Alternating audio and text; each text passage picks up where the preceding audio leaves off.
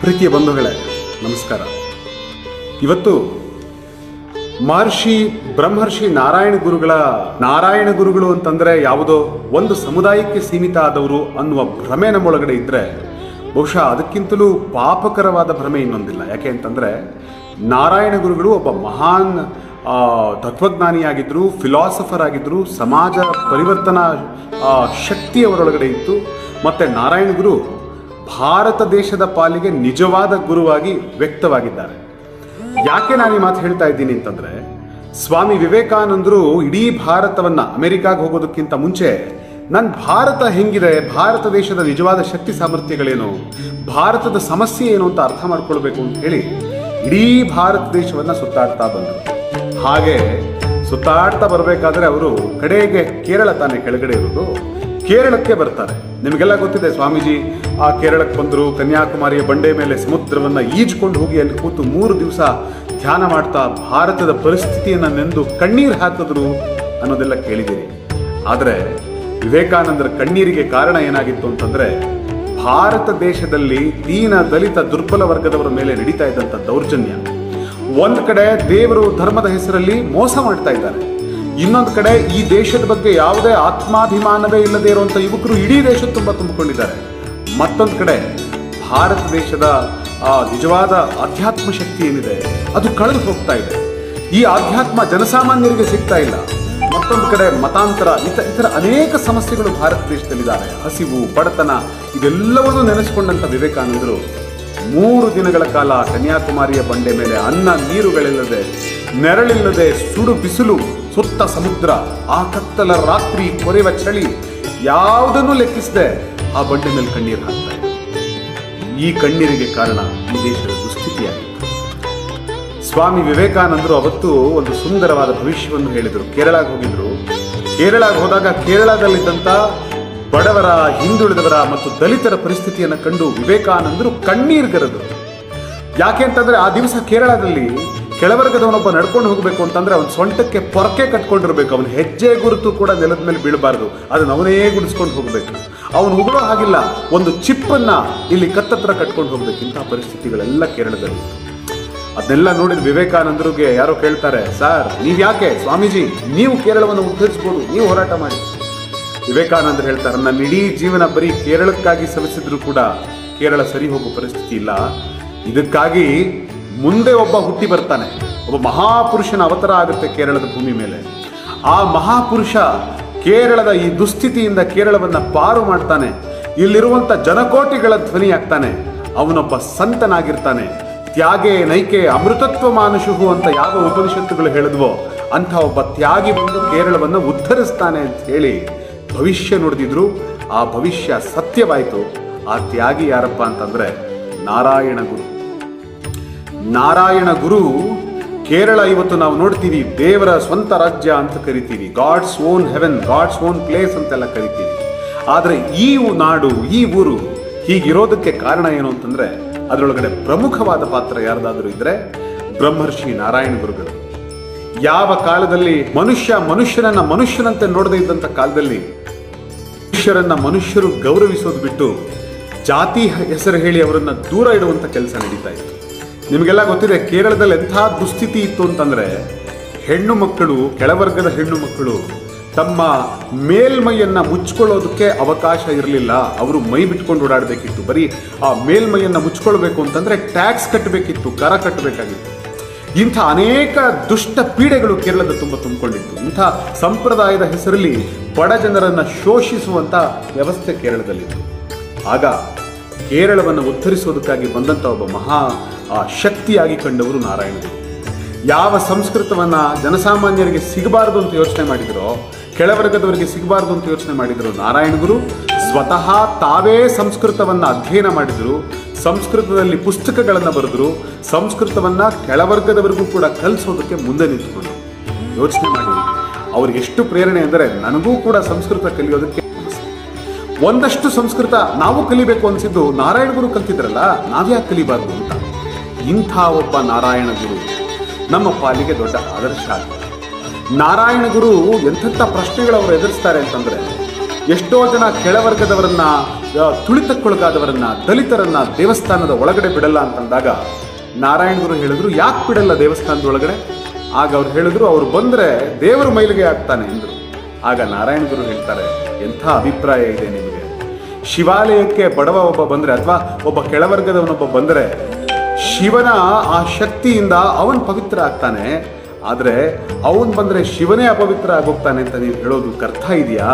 ಅವರೆಲ್ಲರಿಗೂ ಶಿವನ ಹತ್ರ ಹೋಗೋದಕ್ಕೆ ಅವಕಾಶ ಕೊಡಿ. ಅವರು ನಿಜವಾದ ಶಿವನ ಮಕ್ಕಳು, ಅವರು ನಿಜವಾದ ದೇವರ ಮಕ್ಕಳು ಅಂದ್ರು. ಆದ್ರೂ ಕೂಡ ಅವ್ರಿಗೆ ಅವಕಾಶ ಕೊಡಲೇ ಇಲ್ಲ. ಆಗ ನಾರಾಯಣ ಗುರು ಏನ್ ಮಾಡ್ತಾರೆ ಅಂತಂದ್ರೆ, ಶೂದ್ರ ಶಿವ ಮಂದಿರ ಅನ್ನುವಂಥ ದೇವಸ್ಥಾನಗಳನ್ನು ಕಟ್ಟೋಕೆ ಶುರು ಮಾಡ್ತಾರೆ. ಶೂದ್ರರಿಗೆ ಮುಕ್ತ ಪ್ರವೇಶವನ್ನು ಕೊಡ್ತಾರೆ.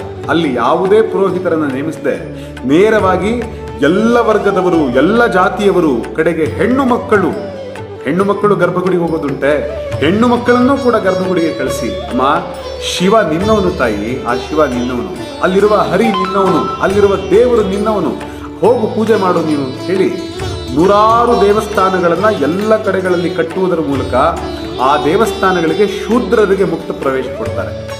ಇಲ್ಲಿವರೆಗೂ ಎಷ್ಟೋ ಜನ ಕೆಳವರ್ಗದವರು, ಶೂದ್ರ ವರ್ಗದವರು ಈ ಶೋಷಣೆಯನ್ನು ಸಹಿಸಿಕೊಳ್ಳಕ್ಕಾಗದೆ ಮತಾಂತರ ಆಗ್ತಾ ಇದ್ರು. ಆದರೆ ಯಾವಾಗ ನಾರಾಯಣ ಗುರುಗಳು ನಿಮಗೆ ದೇವರು ನಿಮಗೂ ಇದ್ದಾನೆ, ದೇವರಿಗೆ ನೀವು ಕೂಡ ಪೂಜೆ ಮಾಡಲಿಕ್ಕೆ ಅವಕಾಶ ಇದೆ ಅಂತ ಕರೆ ಕೊಟ್ಟರು, ಆ ಮತಾಂತರದ ಪ್ರಮಾಣ ತುಂಬಾ ಹಿಡಿದು ಹೋಯಿತು ಕೇರಳದಲ್ಲಿ. ಇವತ್ತು ನಿಜವಾಗಿಯೂ ಯಾರಾದರೂ ಹಿಂದೂ ಧರ್ಮವನ್ನು ಉಳಿಸಿದವರು ಅಂತಿದ್ರೆ ಖಂಡಿತವಾಗಿಯೂ ನಾರಾಯಣ ಗುರು ಹೇಳ್ತಾ ಇದ್ರು, ಭಾಷಣ ಘೋಷಣೆಯಿಂದಲ್ಲ, ದೇವರನ್ನ ಮನುಷ್ಯನಿಗೆ ಕೊಡಿ, ಅವರು ಧರ್ಮವನ್ನು ಉಳಿಸ್ಕೊಳ್ತಾರೆ ಅಂತ. ಇದು ನಿಜವಾದ ನಾರಾಯಣ ಗುರು ಅವರ ಮಾರ್ಗ ಆಗಿತ್ತು. ನಾರಾಯಣ ಗುರು ಅವರು ಎಷ್ಟೆಂಥ ಮಹಾತ್ಮರಿಗೆಲ್ಲ ಒಂದು ರೀತಿಯ ಪ್ರೇರಣೆ ಆಗಿದ್ರು ಅಂತಂದ್ರೆ, ನೆನಪಿರಲಿ, ಮಹಾತ್ಮ ಗಾಂಧೀಜಿಯವರು ಭಾರತ ದೇಶದಲ್ಲಿ ಒಂದು ದಲಿತೋದ್ಧಾರದ ಚಳುವಳಿಯನ್ನು ಏನು ಮಾಡಿದ್ರು, ಆ ಚಳುವಳಿಗೆ ಮೂಲ ಪ್ರೇರಣೆ ಯಾರಾದರೂ ಇದ್ರೆ ಅದು ನಾರಾಯಣ ಗುರು ಅವರು. ನಾರಾಯಣ ಗುರು ಅವರಿಂದ ಪ್ರೇರಣೆ ಪಟ್ಕೊಟ್ಟಂತ ಗಾಂಧೀಜಿ ಹೇಳ್ತಾರೆ, ಯಾರನ್ನ ಶೂದ್ರರು, ದಲಿತರು, ಅಸ್ಪೃಶ್ಯರು ಅಂತ ಕರೆದ್ರೋ ಅವರೇ ನಿಜವಾದ ದೇವರ ಮಕ್ಕಳು ಅಂತ ಹೇಳಿ ಗಾಂಧಿ ಘೋಷಿಸೋದಕ್ಕೆ ಮೂಲ ಪ್ರೇರಣೆಯೇ ನಾರಾಯಣ ಗುರು ಆಗಿದ್ರು. ಇಂತಹ ಒಬ್ಬ ನಾರಾಯಣ ಗುರು ಸಮಾಜಕ್ಕೆ ಒಂದು ದೊಡ್ಡ ಬೆಳಕು. ಇಂತಹ ಒಬ್ಬ ನಾರಾಯಣ ಗುರು ತಮಿಳು, ಕೇರಳದಲ್ಲಿ ಅನೇಕ, ಮಲಯಾಳಂಗಳಲ್ಲಿ ಅನೇಕ ಪುಸ್ತಕಗಳನ್ನು ಬರೆದರು. ದೇವಸ್ಥಾನಗಳನ್ನು ಮಾತ್ರ ನಿರ್ಮಾಣ ಮಾಡಿದ್ದಲ್ಲ, ದೇವಸ್ಥಾನದ ಜೊತೆಗೆ ಗ್ರಂಥಾಲಯಗಳನ್ನು ನಿರ್ಮಾಣ ಮಾಡಿದ್ರು. ಆ ಗ್ರಂಥಾಲಯಗಳಲ್ಲಿ ಮಕ್ಕಳಿಗೆ ಪಾಠವನ್ನ ಮಾಡುವಂತ ಮತ್ತು ಅಲ್ಲಿ ಎಲ್ಲ ಹಿಂದುಳಿದ ವರ್ಗದ ಮಕ್ಕಳಿಗೆ ಸಮಾನವಾಗಿ ಕೂರಿಸಿ ಶಿಕ್ಷಣ ಕೊಡುವಂತ ವ್ಯವಸ್ಥೆಯನ್ನು ಕೂಡ ಮಾಡಲಾಗಿದೆ. ನಾರಾಯಣ ಗುರು ಇವತ್ತಿನ ಕೇರಳ, ದಕ್ಷಿಣ ಕನ್ನಡ ಇಲ್ಲೆಲ್ಲ ಅನೇಕ ದೇವಸ್ಥಾನಗಳೇನಿದ್ದಾವೆ, ಅವರು ಸ್ಥಾಪನೆ ಮಾಡುವಂಥ ದೇವಸ್ಥಾನಗಳು, ಅಲ್ಲಿ ಇವತ್ತಿಗೂ ಕೂಡ ಶೂದ್ರ ಮಹಿಳೆಯರು ಪುರೋಹಿತರಾಗಿ ಕೆಲಸ ಮಾಡ್ತಾರೆ. ಇವತ್ತಿಗೂ ಕೂಡ ಅವರೇ ಹೋಗಿ ನೇರವಾಗಿ ಶಿವನಿಗೆ ಅಥವಾ ಅಲ್ಲಿರುವ ದೇವರಿಗೆ ಪೂಜೆ ಮಾಡ್ತಾರೆ. ಮತ್ತು ಆ ಮೂಲಕ ಅವರು ಹೇಳ್ತಾ ಇದ್ದಾರೆ, ದೇವರಿಗೆ ಯಾವುದೇ ಭೇದ ಇಲ್ಲ, ದೇವರ ಕಣ್ಣಲ್ಲಿ ಎಲ್ಲರೂ ಸಮಾನ, ನಾವೆಲ್ಲರೂ ದೇವರ ಮಕ್ಕಳು ಅಂತ ನಾರಾಯಣ ಗುರು ಏನು ಹೇಳಿದ್ರು ಅದನ್ನು ಪಾಲಿಸ್ಕೊಂಡು ಬರ್ತಾ ಇದ್ದಾರೆ. ನಿಜವಾಗಿಯೂ ಇಂತಹ ನಾರಾಯಣ ಗುರು ಅಂತ ಮಹಾಪುರುಷರೇ ಈ ಧರ್ಮದ ನಿಜವಾದ ಸತ್ವ. ಪ್ರೀತಿಯ ಸ್ನೇಹಿತರೆ, ನಾರಾಯಣ ಗುರು ಅವರಿಂದ ತುಂಬ ಪ್ರಭಾವ ಪಡೆದವರಲ್ಲಿ ವಿನೋಬಾ ಭಾವೆ ಕೂಡ ಒಬ್ಬ ಪ್ರಮುಖವಾದ ವ್ಯಕ್ತಿ. ವಿನೋದ ಭಾವೆ ಏನು ಒಂದು ಭೂದಾನ ಚಳುವಳಿಯನ್ನು ಮಾಡಿದ್ರು. ಆ ಭೂದಾನ ಚಳುವಳಿ ಮಾಡಬೇಕಾದ್ರೆ ಎಷ್ಟೋ ಕಡೆಗಳಲ್ಲಿ ಅವರು ಭಾಷಣ ಮಾಡಬೇಕಾದ್ರೆ ಪದೇ ಪದೇ ಅವರು ಪ್ರಸ್ತಾಪಿಸುತ್ತಿದ್ದಂಥ ಎರಡು ಹೆಸರುಗಳು ಯಾವುದು ಅಂದರೆ, ಒಂದು ಮಹಾತ್ಮ ಗಾಂಧಿ, ಇನ್ನೊಂದು ಬ್ರಹ್ಮರ್ಷಿ ನಾರಾಯಣ ಗುರು. ನಾರಾಯಣ ಗುರು ಅವರು ಯಾವಾಗಲೂ ಹಲವಾರು ಅವರ ಇಡೀ ಬದುಕಿನ ಸಾರವನ್ನು ನನಗೆ ತುಂಬ ನಾರಾಯಣ ಗುರುಗಳನ್ನು ಓದ್ಕೊಂಡವರು ನನಗೊಂದು 20 ಪಾಯಿಂಟ್ಗಳನ್ನು ಹೇಳಿದ್ರು. ನಾನು ನೋಟ್ ಡೌನ್ ಮಾಡಿಕೊಂಡೆ. ನಾನು ಕೂಡ ನಾರಾಯಣ ಗುರುಗಳನ್ನು ತುಂಬ ಅಧ್ಯಯನ ಮಾಡುವಂಥ ಪ್ರಯತ್ನ ಮಾಡಿದೆ. ಅದರೊಳಗಡೆ ಭಾಳ ಪ್ರಮುಖವಾದ ಅಂಶಗಳನ್ನು ನಾನು ನಿಮ್ಮ ಮುಂದೆ ಇಡೋದಕ್ಕೆ ಪ್ರಯತ್ನ ಮಾಡ್ತೀನಿ. ಇಷ್ಟನ್ನು ನಾವು ಪಾಲಿಸೋಣ ಮತ್ತು ಪ್ರಚಾರ ಮಾಡೋಣ. ಯಾಕೆ ಅಂತಂದರೆ ನಾರಾಯಣ ಗುರು ಅನ್ನುವಂಥ ಈ ಮಹಾಪುರುಷ ಏನಿದ್ದಾರೆ, ಅವರು ಹೇಳಿರುವಂಥ ಸಂದೇಶ ಎಲ್ಲರಿಗೂ ಸಲ್ತಕ್ಕಂಥದ್ದು. ಅವ್ರು ಹೇಳ್ತಾರೆ, ಆತ್ಮೋದ್ಧಾರ ಅನ್ನೋದು ಎಲ್ಲ ಜ್ಞಾನಕ್ಕಿಂತಲೂ ಮಿಗಿಲಾದದ್ದು ಮತ್ತು ಅದು ಎಲ್ಲವನ್ನೂ ಮೀರಿಸುವಂಥದ್ದು. ವಿದ್ಯೆಯಿಂದ ಸ್ವತಂತ್ರರಾಗಿ ಮತ್ತೆ ಸಂಘಟನೆಯಿಂದ ಶಕ್ತಿಶಾಲಿಗಳಾಗಿ ಅನ್ನುವಂಥ ಕರೆಯನ್ನು ಅವರು ಎಲ್ಲ ವರ್ಗದವರಿಗೂ ಕೊಟ್ಟು, ವಿದ್ಯೆಯಿಂದ ಮಾತ್ರ ಒಬ್ಬ ಮನುಷ್ಯ ಮುಕ್ತನಾಗೋದಕ್ಕೆ, ಸ್ವತಂತ್ರನಾಗೋದಕ್ಕೆ ಸಾಧ್ಯ ಅಂತ ನಂಬಿದ್ರು. ಜಾತಿ ಯಾವುದಾದ್ರೆ ಏನು, ಧರ್ಮ ಯಾವುದಾದ್ರೆ ಏನು, ಮನುಷ್ಯ ಒಳ್ಳೆಯವನಾಗಿದ್ದರೆ ಸಾಕು ಅನ್ನುವಂಥದ್ದು ನಾರಾಯಣ ಗುರು ನಮಗೆಲ್ಲ ಹೇಳಿರುವಂಥ ಮತ್ತೊಂದು ಪಾಠ. ಮನುಷ್ಯ ಶ್ರೇಷ್ಠವಾದ ಸತ್ಕರ್ಮಗಳನ್ನು ಆಚರಣೆ ಮಾಡೋದ್ರ ಮೂಲಕ ಅವನು ಶ್ರೇಷ್ಠವಾದ ಬದುಕನ್ನು ರೂಪಿಸಿಕೊಳ್ತಾನೆ. ಹೀಗಾಗಿ ಶ್ರೇಷ್ಠವಾದ ಸತ್ಕರ್ಮಗಳನ್ನು ಆಚರಿಸಿ ಅನ್ನುವಂಥ ಸಂದೇಶವನ್ನು ನಾರಾಯಣ ಗುರುಗಳು ನಮಗೆ. ಯಾವುದನ್ನ ಕಳೆದುಕೊಂಡ್ರು ಅವರು ಹೇಳಿದ್ದು ಎಲ್ಲರಿಗೂ ಹೇಳಿದಂಥ ಮತ್ತೊಂದು ಪಾಠ. ಇವತ್ತೆಷ್ಟೋ ಜನ ಹಣ ಇಲ್ಲ ಅಂತಲೋ, ಬಡತನ ಅನ್ನೋ ಕಾರಣಕ್ಕೋ, ಅಥವಾ ಬೇರೆ ಬೇರೆ ಫೇಲ್ಯೂರ್ಗಳ ಕಾರಣಕ್ಕಾಗಿಯೋ ನಾವು ಬದುಕನ್ನು ಕಳ್ಕೊಳ್ಳೋದು ನೋಡ್ತಾ ಇದ್ದೀವಿ. ಅದಕ್ಕೆಲ್ಲ ಮೂಲ ಕಾರಣ ಏನು ಅಂತಂದರೆ ಆತ್ಮವಿಶ್ವಾಸ ಇಲ್ಲದೆ ಇರೋದು. ನಾರಾಯಣ ಗುರು ಹೇಳ್ತಾರೆ, ಆತ್ಮವಿಶ್ವಾಸವನ್ನ, ಹಣ ಹೋದರೆ ಏನೂ ಹೋಗಲಿಲ್ಲ, ಆಸ್ತಿ ಹೋದರೆ ಏನೂ ಹೋಗಲಿಲ್ಲ, ಆದರೆ ಆತ್ಮವಿಶ್ವಾಸ ಹೋದರೆ ಎಲ್ಲವೂ ಹೊರಟು ಹೋಗುತ್ತೆ. ಹೀಗಾಗಿ ಆತ್ಮವಿಶ್ವಾಸವನ್ನು ಎಂದಿಗೂ ಕಳ್ಕೊಳ್ಬೇಡಿ ಅನ್ನುವ ಮತ್ತೊಂದು ಸಂದೇಶವನ್ನ ನಾರಾಯಣ ಗುರು ಕೇರಳದ ಮತ್ತು ಈ ದೇಶದ ಎಲ್ಲ ಜನಕೋಟಿಗೆ ಅವರು ಕೊಟ್ಟಿರುವಂಥ ಒಂದು ಅದ್ಭುತವಾದ ಸಂದೇಶ. ಮತ್ತೆ ಯಾರಿಗೆ ಕರುಣೆ ಇದೆಯೋ ಅವನು ಮಾತ್ರ ಮನುಷ್ಯ ಅನ್ನೋದು ನಾರಾಯಣ ಗುರು ಅವರು ಹೇಳಿದಂಥ ಬಹಳ ಅತ್ಯಂತ ದೊಡ್ಡ ಪಾಠ. ಯಾಕೆ ಅಂತಂದ್ರೆ ಹುಲಿ, ಚಿರತೆ, ಸರ್ತಿ ಆ ಪ್ರಾಣಿಗಳಿಗೂ ಕರುಣೆ ಇರುತ್ತೆ.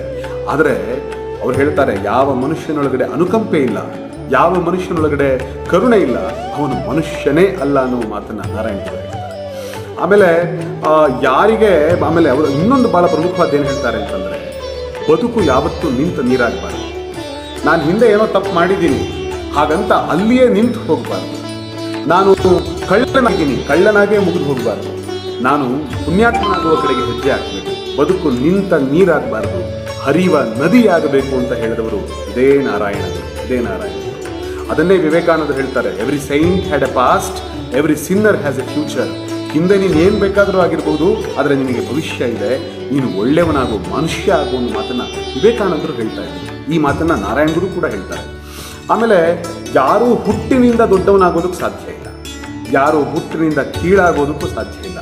ಒಬ್ಬ ಮನುಷ್ಯ ಬದುಕುವ ರೀತಿಯಿಂದ ಅವನು ಕೀಳಾಗ್ತಾನೆ ಅಥವಾ ಮೇಲಾಗ್ತಾನೆ. ಹೀಗಾಗಿ ಬದುಕು ಉತ್ತಮವಾಗಿರಲಿ ಅನ್ನೋ ಸಂದೇಶವನ್ನು ಕೊಟ್ಟವರು ಕೂಡ ಇದೇ ನಾರಾಯಣ.